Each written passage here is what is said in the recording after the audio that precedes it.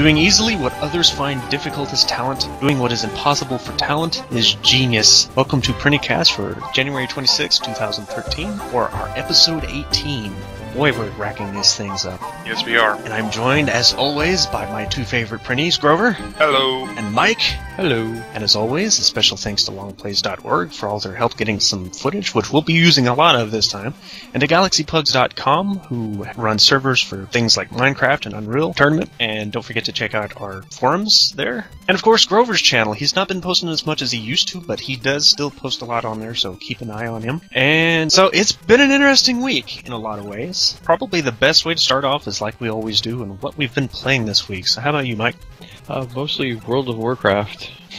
I played... There you go. I can't even think of anything else that I played. So yeah, mostly World of Warcraft, because there's been a lot of playing cards and stuff with some friends. So how about you, Grover? Well, I've been playing a lot of Minecraft Beat the Beast, as always, but I'm actually starting to come to a point where I've done everything. I mean, well, for the Direwolf 20 pack, I'm going to have to find something else to do on another mod, because we're really pushing the limit now. We've got mass fabricators, we're pulling diamonds out of our ass, and yeah, that's just all I can really say about that. Of course, the Ultimate pack is going to come out soon, so I know that'll come out, and that'll keep me entertained for probably another couple months. But yeah, for Minecraft, I'm starting to burn out on it slightly, but not too much. And the other thing I've been playing is Earthbound for the Let's Play. I haven't been doing that many Let's Plays this week because of teeth issues and other wildness. It's the most horrible 3 weeks of my life, apparently. But I have also been playing, it just started playing last night, was the SimCity closed beta. And this weekend, didn't it? Yes, that's this weekend. I've already heard people whining. The players that, the tight niche group, or I've already, so they're like, oh, this game's not very good, blah blah blah blah blah. And I've got bad news for you guys. No one cares what you think, because EA is trying to actually make SimCity come to life and not die like SimCity 4 did. So they better get their panties unknotted, because this is just the way it has to be to make this game type survive. Otherwise, it's going to die again, and we won't see another one for another damn 10 years. Mm-hmm. And that's all I played. Been working on my Minecraft city again. Definitely going to have to post some stuff on that. I'm thinking about using my work rig for it, but that's not meant for gaming.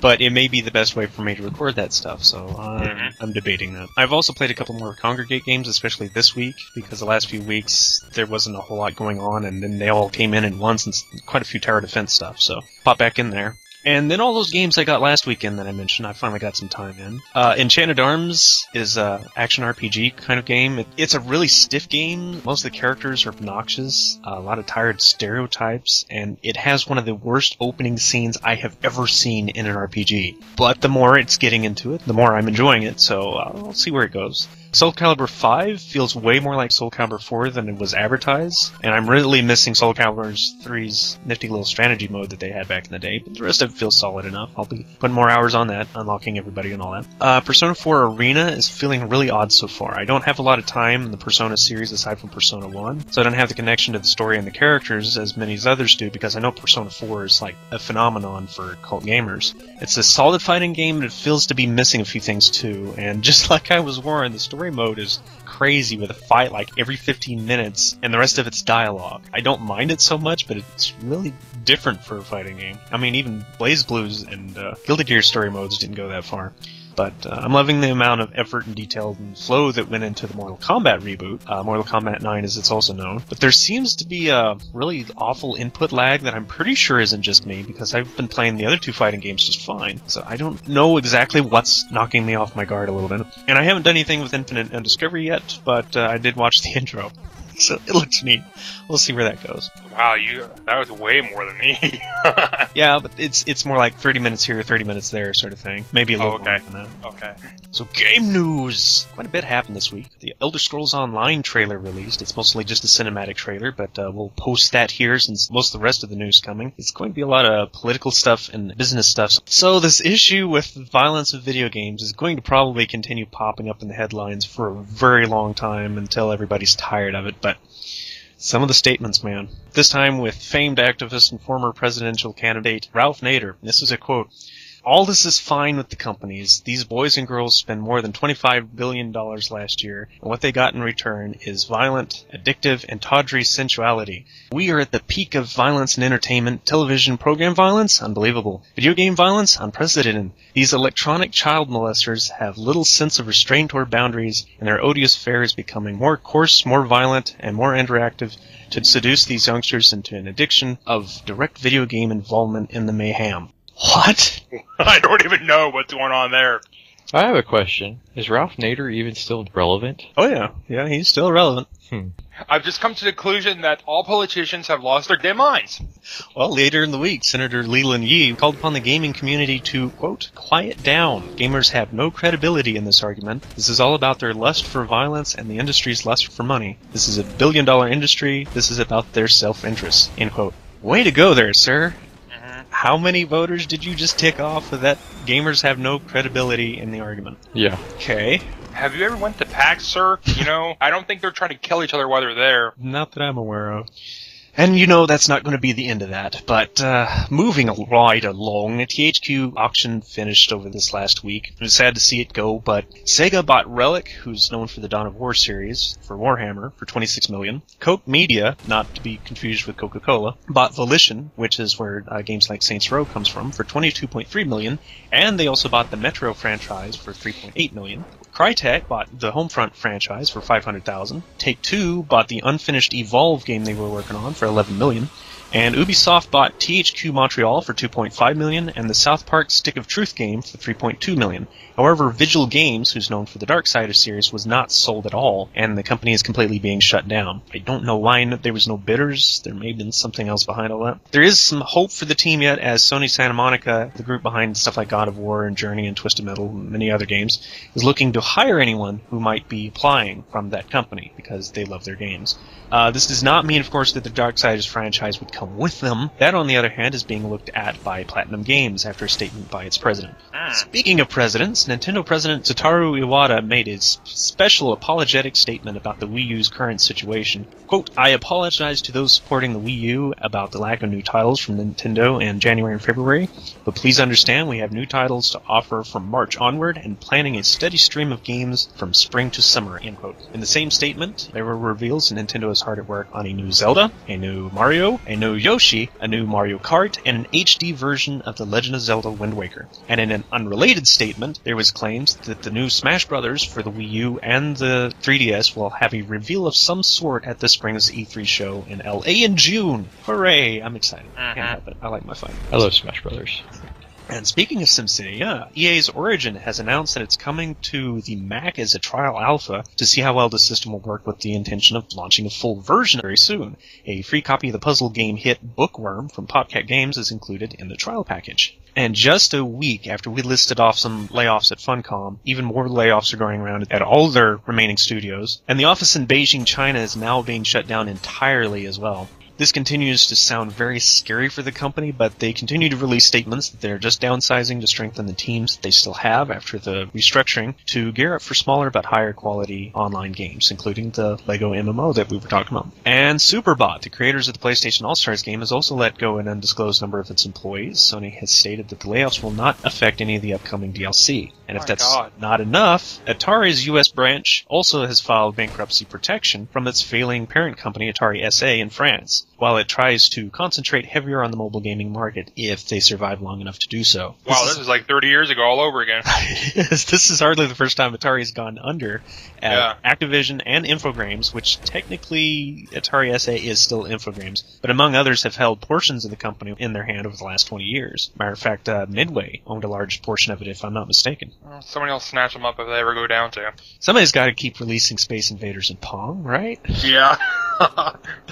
And Logitech, it's ceasing its production on gaming peripherals as part of their own restructuring to cinch up lost profits and put more focus into the products they intend on continue making. It stands to reason support for past products will remain, but for the time being, all those gimmicky mice and keyboards and headsets will have to be handled by other companies from now on if you're looking for the newest stuff there. And Tom Hewlett, producer for games such as Contra 4 and the recent Silent Hill titles, has left Konami to work for the famous Konami cohort WayForward Technologies. who's worked with Konami a lot and is currently even working on the Silent Hill Book of Memories for them. So this isn't much of a stretch considering, he's worked closely with these guys for so long anyway, so it may not even feel like he left the company.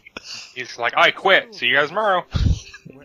So, after all that, what do we have? Minecraft Snapshot News, 13W04A, and it has some controversial new changes that people are not exactly happy about.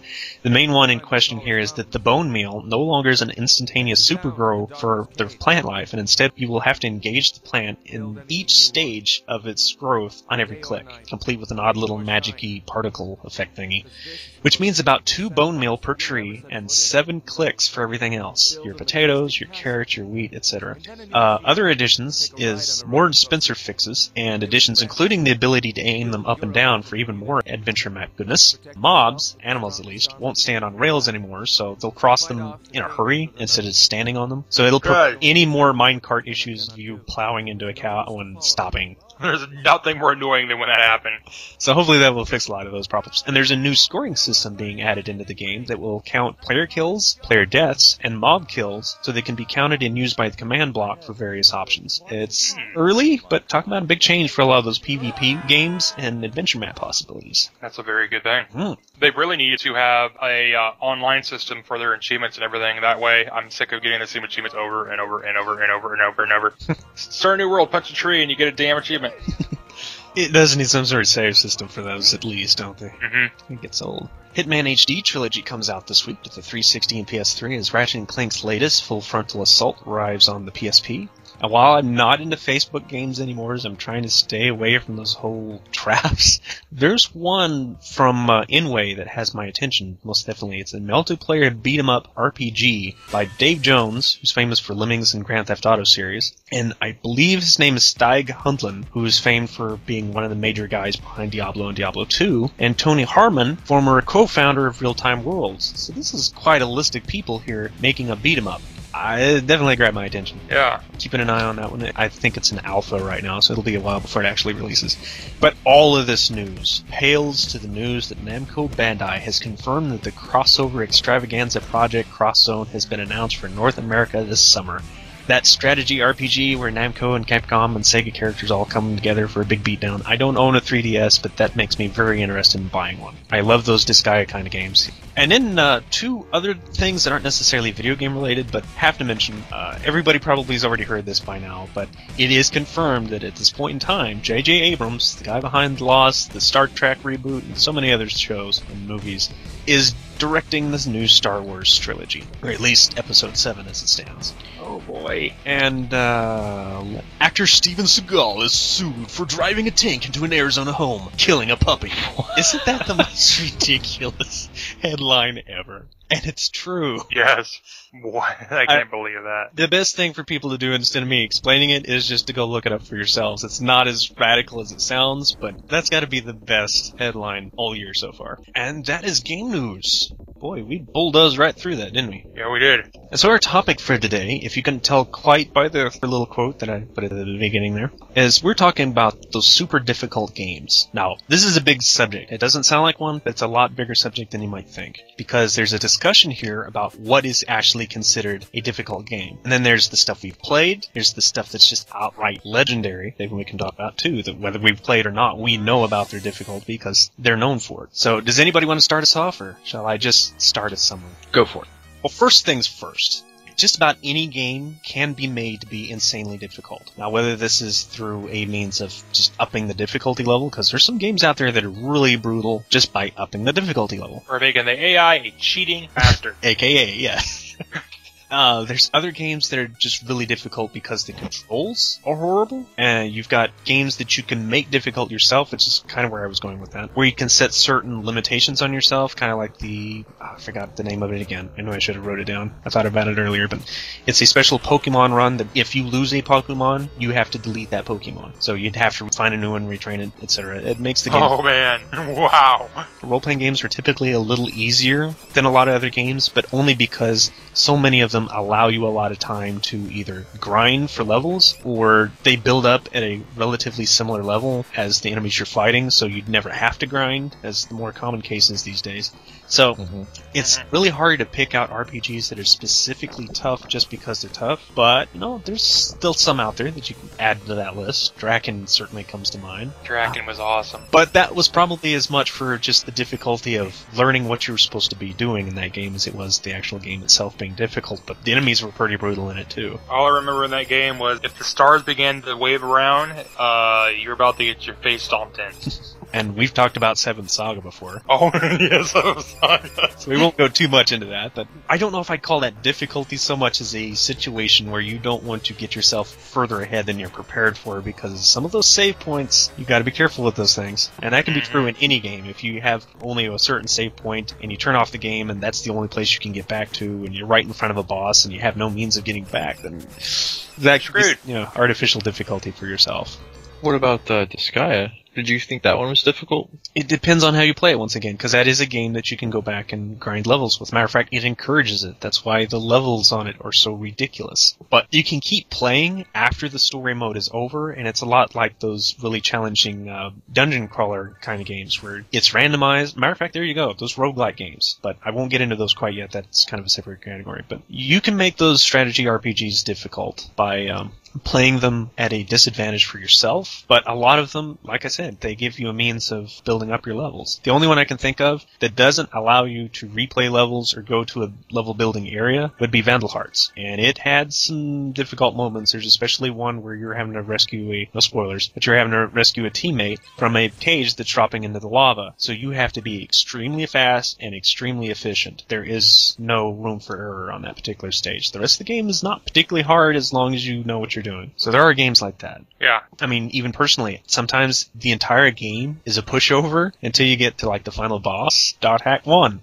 Infection. The final boss in it, I was fully prepared for. I had all the items I could need, my characters were leveled up to the point they had no trouble stopping anything they came across, and that boss just annihilates me. And I was trying to beat it so I can go into part 2 that I had actually bought ahead of time. And I never beat him, so I never continued. And Gun, that pre-Red Dead Redemption sandbox cowboy game, I had no problem getting through the entire game until that final boss, where you have to shoot something at just the right time while he's throwing dynamite at you. Ridiculously difficult boss, at least for me. I know there's a lot of other people that haven't had problems with it. So yeah, what game have you played that maybe other people wouldn't consider difficult, but you do because you had trouble with it? Max Payne, without question. Yeah, that was mostly a control issue for me. I couldn't. My I thing couldn't was ever just get myself to dodge jump the right way. My major thing was the ending where they're getting away in the helicopter and you had to shoot the radio tower thing down on them. And for the love of God, it took me at least 500 times to finally shoot that thing down and knock that bitch out of the sky. And of course the dream sequences, or nightmares, or whatever you want to Oh my God, the baby crying one is a night. That itty-bitty little lines that you have to walk on, and the controllers aren't really helping matters any. Yeah. The whole time that baby's wailing in the background and it starts eating at your nerves. I found the very last mission in Warcraft 3 to be really difficult. In fact, I was never able to beat it without cheating. The very last mission in Warcraft 3 is a survival mission where you have to keep Archimond from reaching the World Tree. And they give you the Horde, the Alliance, and the Night Elves to control. And I was never able to do very well, so I couldn't keep Archimond away. A lot of people tell me that, oh, it's just real easy, you just do this and this and this, and I'm just not very good at RTS games, I guess, because I tried to do what they told me to do, and I was never able to beat it. A lot to do with timing, and balancing your money at the same time. Yeah. But yeah, since I went ahead and mentioned them, I'll go ahead and exposit on this a little bit too. The roguelike games. These are the games that have a lot of random elements to them. There's games like Diablo and Left 4 Dead who does this a little bit. Diablo could probably actually be considered a roguelike game because of its random map generation. And well, yeah, there you go. It's a roguelike game. Never mind. But still, they can be difficult games in their own right, simply because there's going to be times you're going to be caught fighting a situation where the enemies are just aligned just right, and it's going to be tougher for you. But there's a more recent respawn of these type of games that is really popular right now. So you got stuff like Dungeons of Dreadmore and Faster Than Light and Binding of Isaac. These are not easy games. I mean, no, not at all. Games you can get used to. They become easier because you know what you're doing. You get better items. Even then, I have had some fantastic builds in Faster Than Light. Gone through, we've talked about this too, gone through the entire game relatively like butter, and then get to that final boss. And get your ass eaten. I know about you can go to my videos and see that. That final boss is no joke. And I still haven't played Binding of Isaac. Oh, well worth it. Just to let you know, first time, you're gonna die. You're gonna die. I'm not even, you're not gonna make it. You're gonna die horribly. Yeah, if you make it to the final boss your first time through, Insanity. you're good. But yeah. So is that a game where you get like a new game plus, or you get to keep all the stuff that you find and start over? Every time you start off with nothing, but you unlock new items that you can get, you have a chance of getting. And in some ways, it's beneficial. In other ways, it's not, because the more items you get, the less chance you have of getting other stuff. So it becomes really random. I see. And it seems like the more bosses you unlock, too. Because the earlier on in the game, it seems like the bosses repeat a lot more than they do when it gets further into the game. They start throwing harsher bosses at you sooner. Maybe it was just me, but... that's another thing, too. The game actually progressively gets harder as you're playing along, because it also unlocks bosses and all kinds of other stuff. It's just one of those games you think you're doing really well, and then you walk into the boss room, and it's your worst nightmare, and they're waiting. Like Krampus. Every time I go into a room and I see Krampus, I'm just like, oh, fuck, this is going to be bad. This is going to be really bad. And 8 out of 10 times he kills me. I got an old school game other than Ninja Gaiden. Pilot Wings. That was a hard gas game for me. In fact, I could beat the normal mode, but then you had to go to the hard mode, and I just couldn't get through it. Well, difficulty modes, what were we talking about then? And Pilot Wings is one of those games you really have to acclimate yourself to. I had a little easier time with the 64 version, I think, than the original SNES. But they were both very difficult games, all things considered. Especially the jetpack. Yes, yes. But there you go. It's the controls making the game hard for you. I just find it's really weird that the entire game, when you're playing for the game, you don't realize that the final mission is going to be this rescue mission where you're actually fighting. And it's just like, what the hell's going on here? And the best solution is to stay very low to the ground and figure out where the thing is and pick them up and get the hell out of there. Because those black things are no joke. They will blast you out of the sky if you don't get away from them. There is no fighting them. I used to try to, hit them, get away, but no, they'll lock on you and take you straight down. I found Oblivion to be difficult. Yes. 1,000 times yes. One of the major things I found difficult for that game was the damn leveling system. It hasn't changed so much, has it? In Skyrim, pretty much using the same... No. Not even remotely. This is what I did when I used to start the Oblivion game. I would go get a shield, and I would let a mud crab sit there and hit me, and I would get my first level from that. And usually casting a spell over and over again, walking into a wall, walking around randomly, sneaking in this one area where there was always somebody in there, but he never went there, so according to the game, you were sneaking. I would spend like 10 hours leveling my character, because if you didn't do it right, you'd screw up, and then your character would get weaker and weaker and weaker while the enemies got crazy and crazy and crazy. So here's a kind of a controversial one, and I think it actually falls into the game that isn't so difficult except for the final boss, and that is ActRaiser. A lot of people put that on their top 10 of hardest games of all time. Aside from that whole boss rush thing at the very end of it, I don't remember ActRaiser being all that particularly hard. I mean, it was not easy by any means, but considering the rest of this list that I have here, Andy, ActRaiser is probably one of the lesser. I don't ever remember ActRaiser being hard. I enjoyed that game. I stormed for that game. By then, my dad got me Game Genie, and I was just going crazy. And then I always made a thing for RPGs that I would never cheat in an RPG, and I considered that, so I didn't cheat. So it was ActRaiser 2 should be the one that they're saying is hard. That game is hard as dirt. I think I've made it to stage 2 once or twice. I'm just like, what the hell's going on here? It's just really easy to get hit because they throw stuff at weird angles, and the character has a very small arc of attack. So, and he seems to move a little slower than he should. It's been a while since I played it, but it seems like he's a little stiff. And they completely got rid of the RPG version from it. So it was just like, what the hell is this? Yeah, I miss that kind of SimCity style stuff that they stuck in there. It made the game stand out from a lot of others. Yeah. But now, you mentioned the Game Genie. There is certainly one game that comes to mind that is difficult as all get out. Whether you play it in single player or play with a friend, and the only time I've ever beaten it was with a Game Genie, and that is Zombies Ate My Neighbors. I've beat it without it. I bow to your skills, sir. It is no joke. It is crazy hard. It's also the fact that once you beat it, you have to go play it in the credits area, and if you die there, then basically you lose. You beat the game, but you lost during the credits. Yep. I never beat Zombies Ate My Neighbor either. I played the crap out of it, but I never beat it. It's pretty much the same with me until the Game Genie. You kinda gotta have 2 players. It makes a big difference. I've never played it single player. I've never beat it single player ever. Ironically, it was the game I played with Mom and usually won. Must have been pretty good to keep up. Yeah, she usually, she got so good at that game that it was me having to keep up. Start getting yelled at. Stop screwing around over there and get over here. No, we don't need the stupid secret areas. Leave them alone. And then there's two other very famous two-player games that are known for their difficulty. One of them is actually an entire series, but there's more specific games that are considered more difficult than others, and that would be Contra. A lot of people have beat Contra, the first game, but only because of the Konami code. Not me, I suck. Not so many can say they've beaten it with just the 3 men. I haven't beat it even with the Konami codes. Now, I haven't played the PlayStation 1 Contras too much, but and Super C, or Super Contras is also known, didn't seem like it was terribly difficult, because I remember beating it on like my second try, and I rarely had anybody playing with me, so. But the first Contra, Contra Shattered Soldier, and Contra Force. Oh, and Contra Hard Corps for the Sega Genesis. Those are definitely the hardest of those. Mm-hmm. I was never very good at any Contra game. I have Contra and I have Super C, and I never beat either of them. And before I go to the other two-player, what do you think about the Mega Man series being considered difficult? Yes and no. Some of it I feel is artificial difficulty, where it's there's no possible way for you to react to what's on the screen. In some situations, it's just it kills you, and you just have to remember about them. Yeah, there's also some stuff like that, and when you're fighting in Binding of Isaac, you have to remember how each monster does something, especially some of the bosses. Patterns is definitely important. Like Mom, you will not beat Mom if you don't learn how to fight her. She will crush you.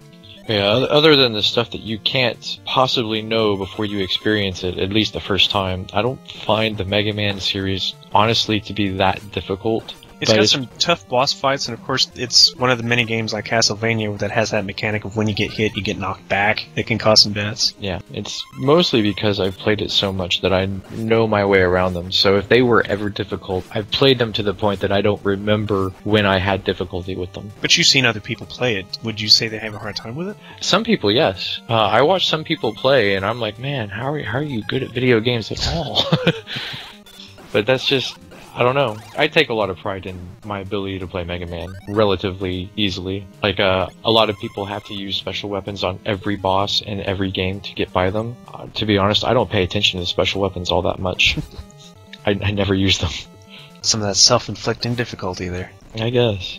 Well, I don't remember if I told you, but there was one point where I played Mega Man X, and I played it so much that I decided to challenge myself. So I picked up no upgrades except for the dash boots, and I only allowed myself to get the things that you could get with the dash boots, excluding all of the extra armor pieces. Mm-hmm. And I was able to beat the game that way. Oh my god. So I may at some point go back to it and say no upgrades. Well, don't you have to have the dash boots for... Yeah, you have to have the dash boots because it forces you to get them. Like, there's no way to play the original game without picking up the dash boots. It forces it on you. Yeah. So yeah, before I get too far away from it, the other famous two-player game, and I think we all know what this one is, Battletoads. I hate that game so much. So much of that game isn't necessarily difficult. There's just certain stages, like the little snake stage where you have to jump around on the snakes as they're moving through the stage. But more often than not, everybody, certainly myself, gets stuck on those speeder bikes. Those speeder bikes. Stage 3, man. My god. The Turbo Tunnel. I can't get past that stage. I never have, and that's why I hate those games. I've even memorized the thing, and I feel like I'm doing better each time, and no, I keep getting killed in the same area because it's not always about the memorization. It's being at the right place at the right time. Yep. Yeah. That's easier said than done sometimes. Way easier said than done. I didn't find the rest of the Battletoads games nearly as difficult, whether it's the team up with Double Dragon or Battle Maniacs or even, well, arcade game's hard, but it's built to eat quarters, so, can you really count that? Yeah. That's like playing The Simpsons or X-Men or something. You could maybe do it on a handful of quarters, those handful of continues, but doing it on one quarter, I've never seen it done, and I don't think it can be.